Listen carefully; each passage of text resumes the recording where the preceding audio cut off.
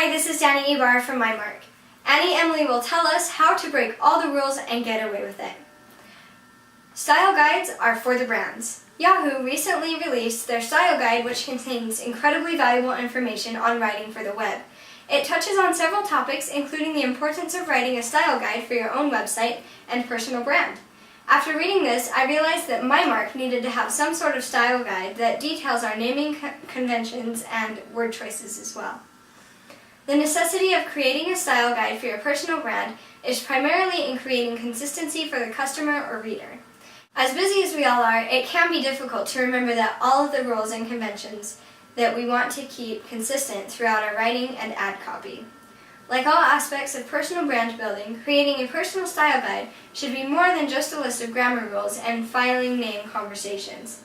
Your personal style guide should contain information that you use to differentiate your brand and show your own style.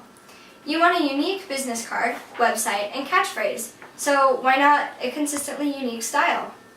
One good example of this is Apple's I-naming conventions, like iPhone, iPad, etc. These are clearly Apple words. All of them follow the same stylistic rules, but they are uniquely Apple stylistic rules.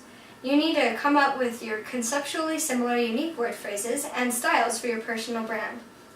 Aside from the brand aspect of creating your own style, you need to be sure that you are including the keywords and key phrases in your style guide. Having a list of designated keywords to use will help you and your search engine optimization efforts.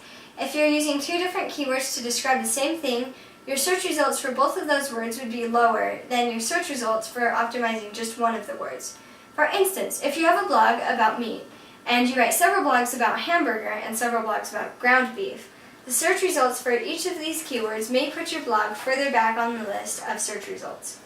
However, if part of your style guide states that you will be optimizing the word ground beef, your search results for ground beef may be higher than they would if you had just used both words. One of our most debated word conventions at MyMark is whether or not to use an E in the electronic words such as email, e-store, e-commerce, etc.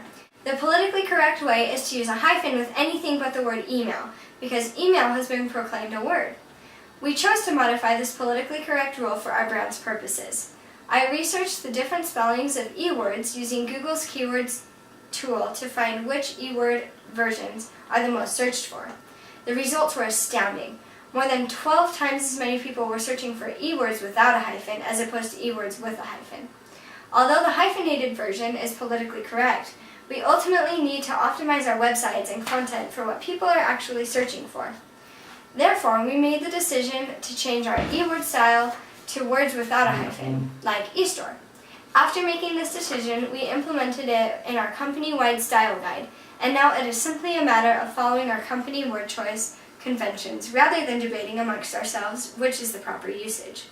On a slightly more technical note, another style choice that we made was in regard to our file naming conventions.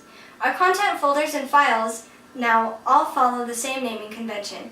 This makes it easy to tell which files and folders are the most recent, up-to-date versions because of the naming rules that we have in place. For instance, we specify in the file name that the file is only a draft. This makes it easy for our content distributors to keep track of which content is ready to post and which needs to be finalized before posting.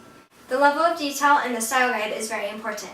If you cannot sit down face-to-face with someone, they need to be able to read the style guide and determine how to use the naming conventions, word choice conventions, etc.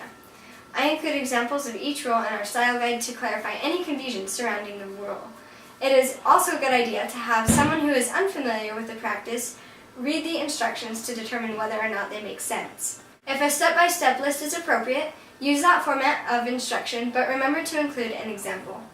Creating and following a brand-wide style guide will help your brand maintain uniqueness, distinction, consistency, and professionalism. You may find a need to change certain rules in your style guide later on. Share your unique styles or rules in our comments on MyMark. This has been Danny Ibarra from MyMark on how to break all the rules and get away with it.